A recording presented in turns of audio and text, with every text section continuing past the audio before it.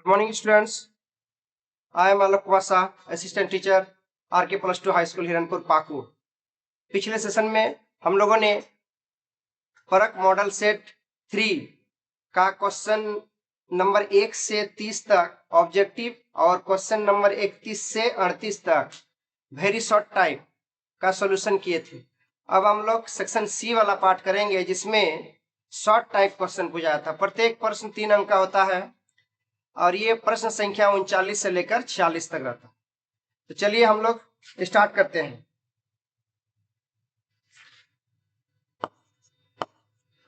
उनचालीस नंबर जो सवाल है, 3 + 2√5 एक अपरिमेय सिद्ध करना है। तो इस तरह के सवाल में हम लोग पहले प्रूफ कर चुके हैं कि हम लोग मानते हैं इसका उल्टा, क्योंकि ये विरोधाभास विधि से बनाते हैं। तो माना 3 + 2√5 एक और एक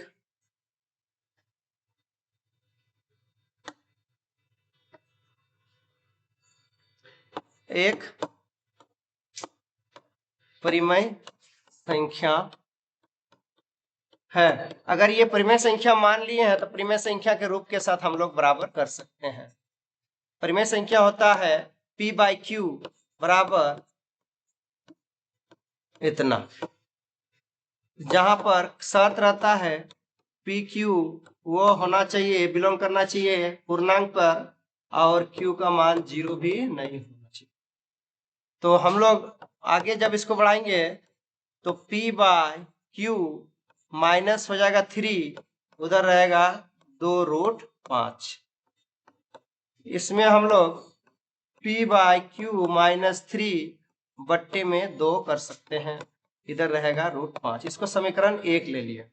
समीकरण 1 में हम लोग का स्पष्ट पता चल रहा है P/Q माइनस 3/2 ये एक परिमेय संख्या है, जबकि राइट साइड में √5 एक अपरिमेय संख्या है जो कि विरोध उत्पन्न कर रहा है।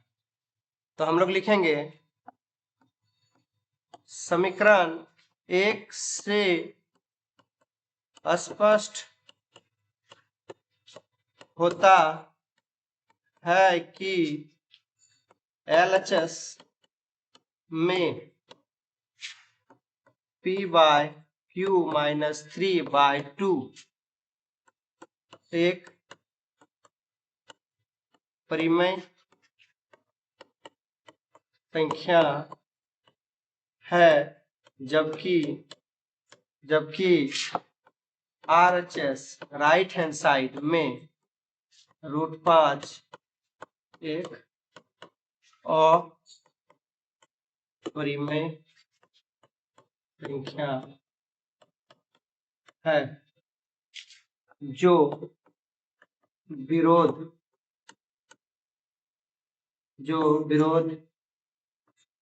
उत्पन्न करता है। इसलिए हमारा मानना गलत है। अतः 3 + 2√5 एक और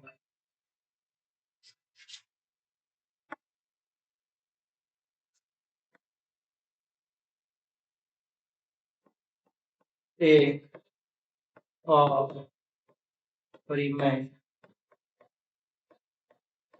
संख्या है। इस प्रकार हम लोग का क्वेश्चन नंबर 39 कंप्लीट हुआ। अब चलते हैं हम लोग क्वेश्चन नंबर 40 की ओर। क्वेश्चन नंबर जो 40 है, समीकरण युग्म दिया हुआ है, इसको ग्राफ विधि से हल करना है। तो समीकरण का चेहरा बिगड़ा हुआ है, तो उसको शुद्ध करके हम लोग लिखते हैं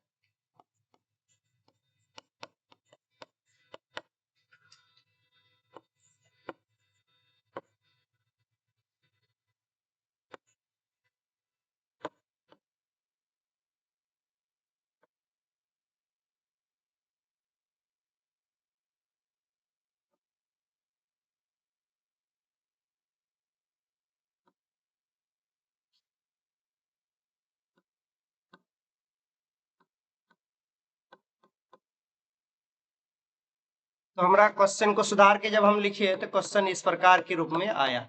तो पहला वाला को समीकरण 1 हम रख लेते हैं, दूसरा वाला को समीकरण 2। अब ग्राफ विधि में हम लोग पिछले सेशन में ही देखे थे, हम लोग सिंपल टेबल बनाते हैं, समीकरण 1 के लिए अलग टेबल, समीकरण 2 के लिए अलग टेबल। टेबल बनाने से हमको बिंदु मिल जाता है। समीकरण 1 में जब x का मान रखेंगे 0, तो ये अब यहाँ x का मान रख दिए 0, तो हमको y बराबर कितना मिलेगा, -2 मिलेगा। समीकरण 1 में जब यहाँ पर x का मान रखेंगे कितना 1, तो y बराबर कितना मिलेगा, 0 मिलेगा। सेम उसी प्रकार रखेंगे समीकरण 2 में, पहला समीकरण 1 में रख दिया, अब समीकरण 2 में रखेंगे। समीकरण 2 में रखेंगे x के जगह 0, तो y के जगह कितना मिलेगा, -4।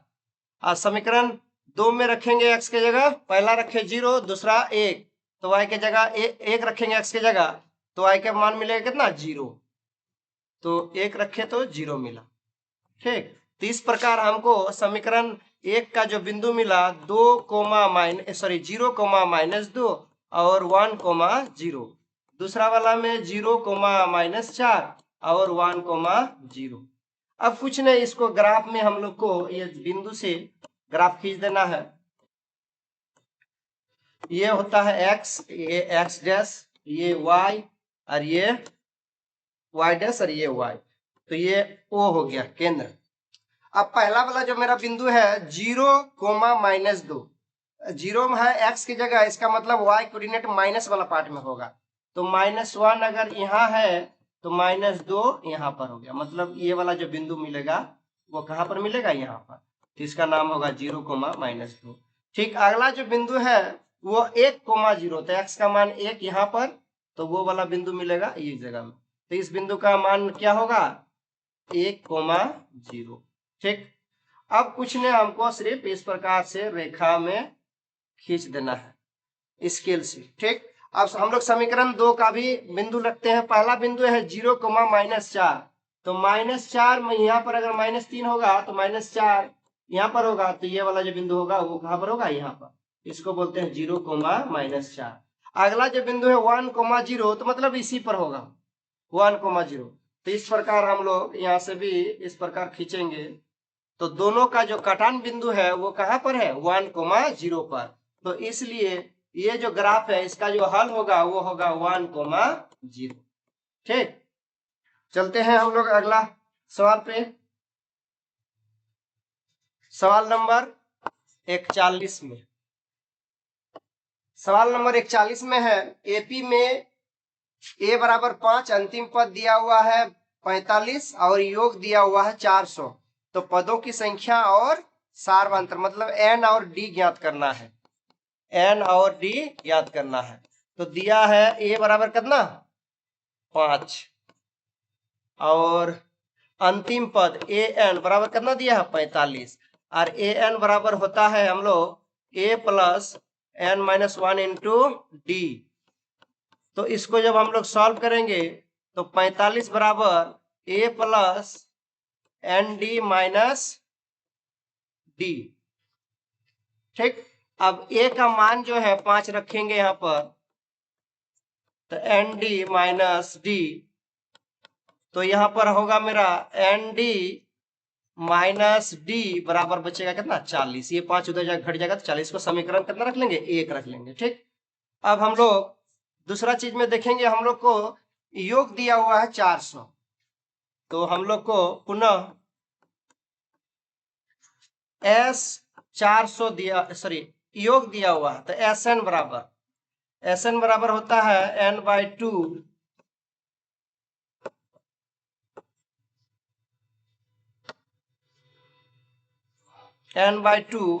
2a plus n-1 into D. ठीक, अब SN हमको दिया है कितना, 400 दिया, कितना दिया है, 400, 400 दिया हुआ, तो 400 और इधर हो गया n/2 और इसमें यहाँ पर 2a जोड़ n माइनस n इंटू, अगर इसको गुना कर देंगे इसको, तो n डी माइनस डी।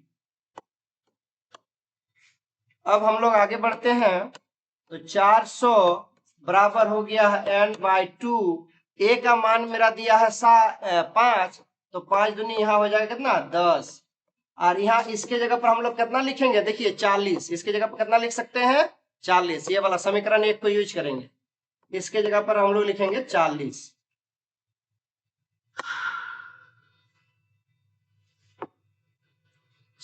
ठीक है।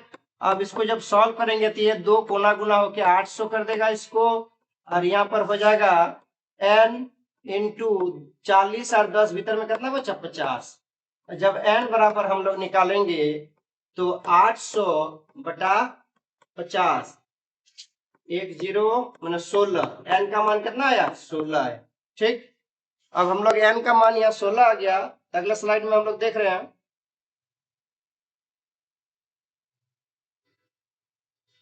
ये 41 नंबर का ही सवाल है।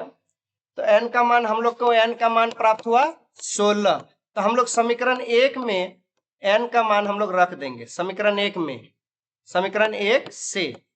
तो समीकरण 1 क्या है, एन डी माइनस डी बराबर कितना था 40, तो n का मान यहाँ पर हम लोग कितना रखना है 16, तो 16d माइनस डी बराबर 40, तो 15d, 16d में एक डी चला गया तो 15d बाय बराबर 40, तो d बराबर कितना होगा 40 बटा 15, 5 एक्का 5, 5 दिया 15 और 5 अट्ठे 40, मतलब हो गया d का मान जो मेरा होगा 8/3 होगा। इस प्रकार इस सवाल में हमको d का पूछा था, तो d का मान हो गया 8/3, और पूछा था सार्वंतर d हो गया और पदों की संख्या, तो n पूछा था तो n हो गया 16। इस प्रकार मेरा ये सवाल पूर्ण हुआ।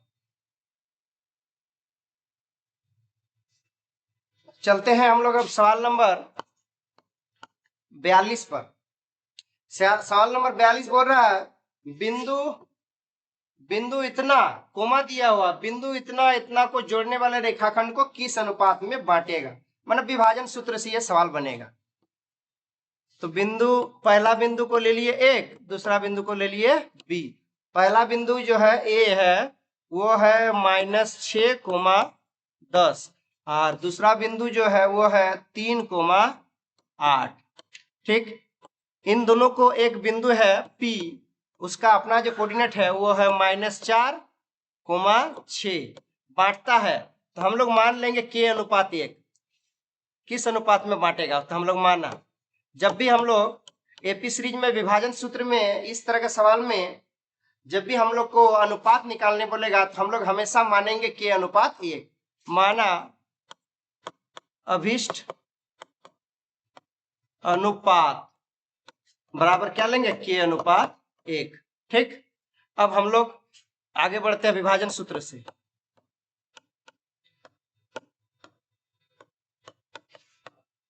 विभाजन सूत्र से तो हम लोग -4 मतलब हम लोग को जो विभाजित करने वाला जो बिंदु होता है उसका x कोऑर्डिनेट बराबर क्या होता था x2 इंटू m1, तो x2 3 इंटू m1 मतलब k, फिर प्लस x1 क्या है -6 प्लस इंटू m2 कितना है 1, बाय नीचे क्या होता था m1 into m1 plus m2, तो k+1।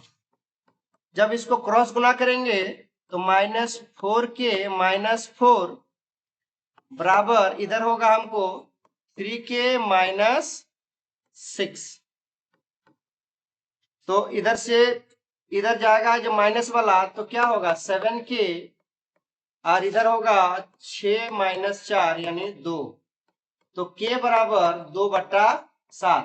तो k का मान आया है 2/7, लेकिन हम लोग माने हैं अनुपात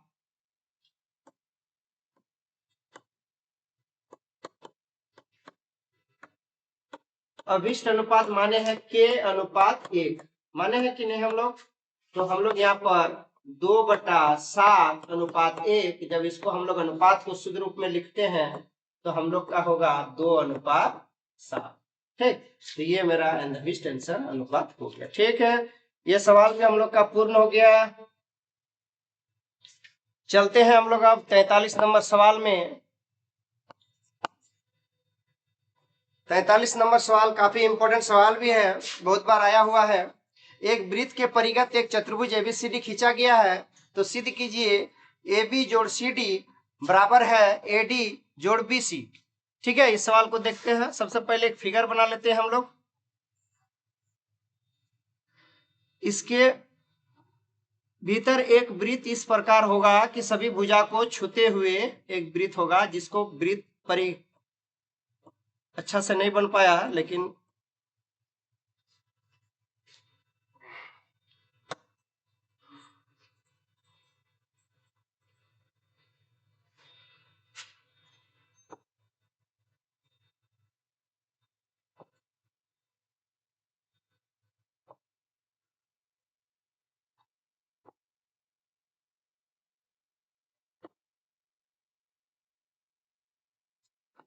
ए बी सी डी, यहाँ पर P दे दिए, यहाँ पर Q दे दिए, यहाँ पर R दे दिए, यहाँ पर S दे दिए। ठीक, इस प्रकार फिगर बनेगा।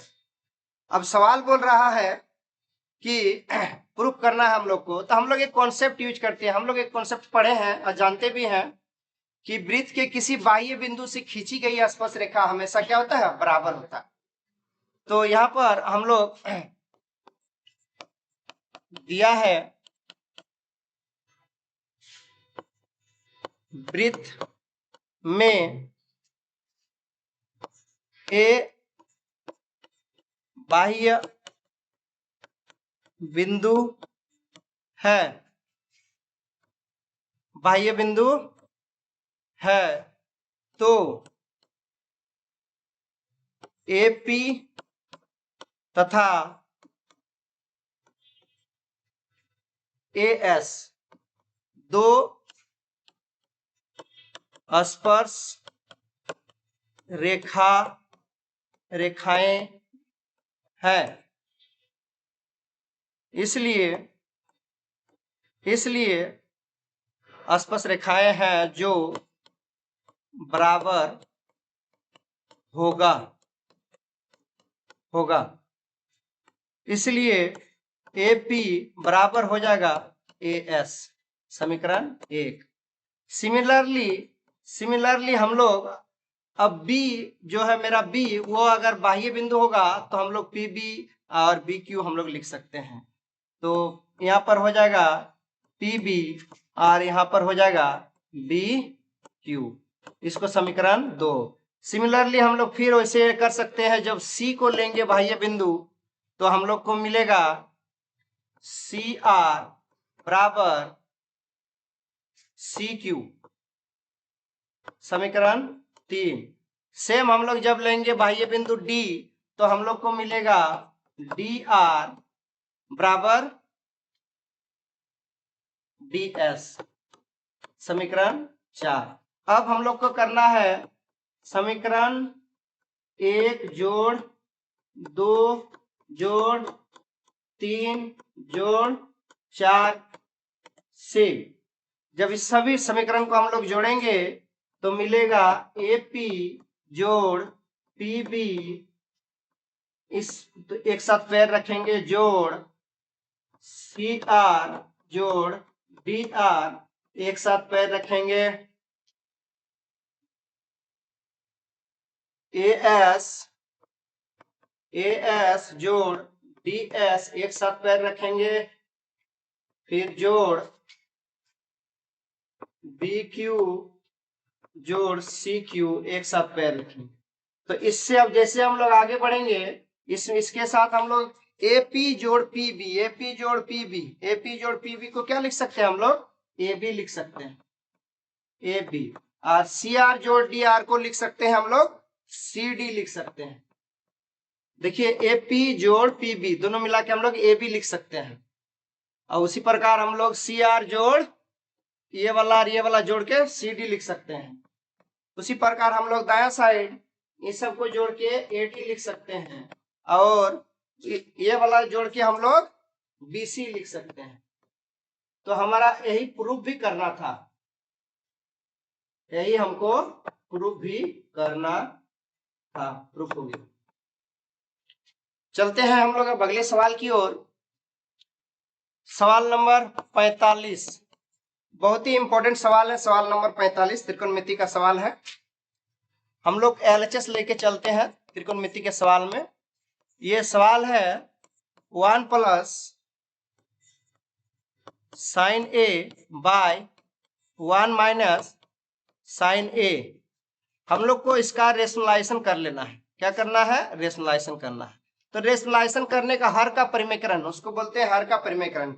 हर का परिमेयकरण हम लोग जो नीचे का जो साइन होता है उसका अपोजिट साइन से ऊपर नीचे हम लोग सेम काम करते हैं, गुना भाग करते हैं। तो नीचे साइन है तो हमको प्लस के साथ ऊपर नीचे हम लोग को काम करना हो, तो प्लस के साथ ऊपर नीचे हम लोग काम कर दिए। अब हम लोग जैसे इसको आगे बढ़ेंगे तो ऊपर में देखा जाए ये वाला ऊपर में जो मिल रहा है वो मिल रहा है 1 प्लस साइन ए का होल स्क्वायर, और नीचे एक बार ए माइनस बी एक बार ए प्लस बी का फॉर्मूला मिलता है। हम लोग जानते हैं ए प्लस बी इंटू ए माइनस बी बराबर होता है ए स्क्वायर माइनस बी स्क्वायर। ठीक, तो नीचे हम लोग लिख सकते हैं 1 का स्क्वायर माइनस साइन का स्क्वायर। ठीक,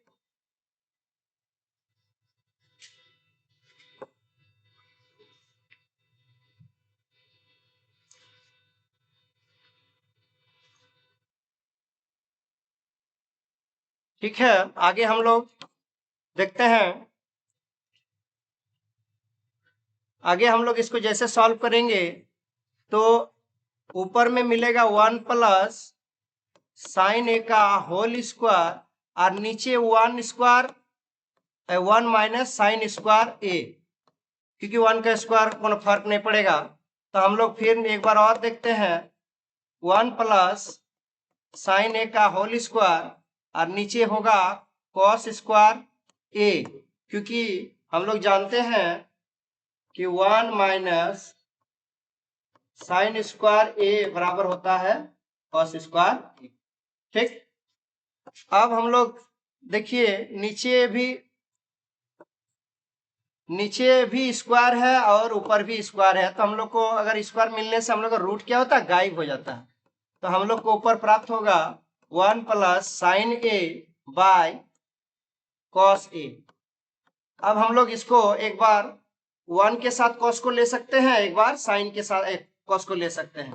तो 1 बाय कॉस ए जोड़ साइन ए बाय कॉस ए।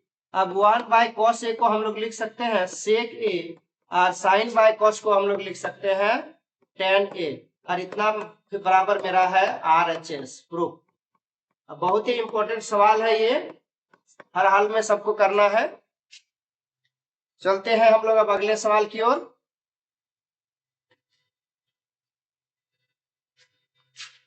सवाल नंबर 46। सवाल नंबर जो 46 है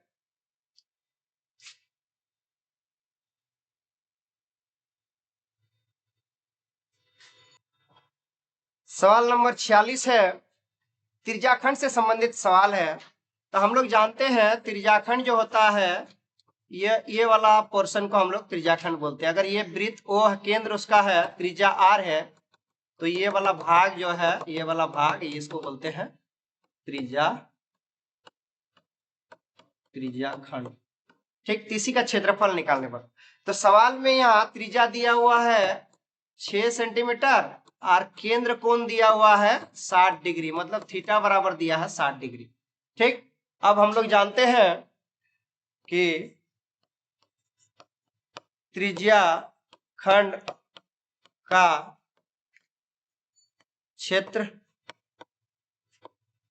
क्षेत्रफल बराबर थीटा बटा 360 डिग्री गुना पाई r स्क्वायर होता है।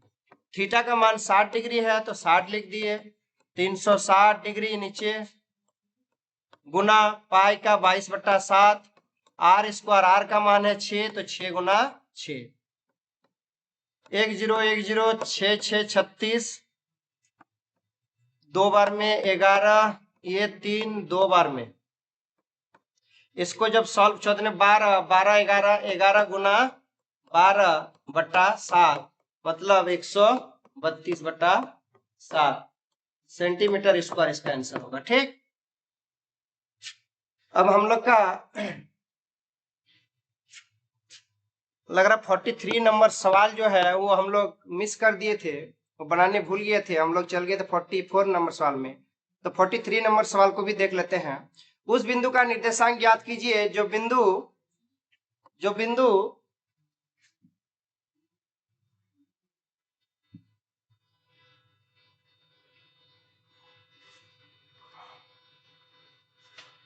उस बिंदु का निर्देशांक ज्ञात कीजिए जो बिंदु इतना इतना को, तो ये ए हो गया, ये बी हो गया।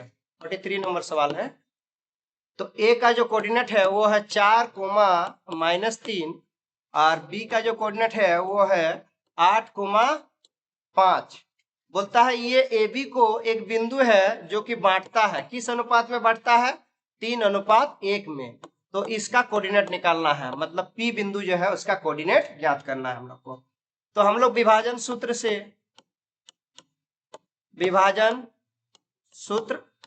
से हम लोग जानते हैं x बराबर x2 गुना m1। तो x2 मेरा कितना है? 8 गुना m1 कितना है? 3 जोड़ x1 कितना है? 4 गुना m2 कितना है? 1। अब बट्टा कितना होता है? m1 जोड़ m2, तो 3 जोड़ 1। तो 8 तिया 24 और जोड़ 4 और नीचे हो गया 3 जोड़ 1 4। तो 24 4 28/4 काटने के बाद कितना आएगा? 7। तो x का मान आ गया 7। सेम उसी प्रकार हम लोग ज्ञात कर सकते हैं y का मान। तो y बराबर होता है y2 क्या है? 5 गुना m1 गुना 3 जोड़ y1 कितना है? -3 गुना m2 कितना है? 1 और नीचे है 3 + 1। जब इसको भी सॉल्व करेंगे तो 5 तिया 15 -3/4, 15 में 3 गया 12/4, काटेंगे तो कितना? 3। तो इस प्रकार हम लोग ये 43 नंबर जो सवाल है उसका जो अभिष्ट बिंदु होगा वो होगा, इसीलिए P का जो कोऑर्डिनेट होगा x, y बराबर x का हो गया 7 और y का हो गया 3। यही आंसर होगा। ठीक, तो इस प्रकार हम लोग सवाल नंबर 39 से लेकर 46 तक पूर्ण हुआ।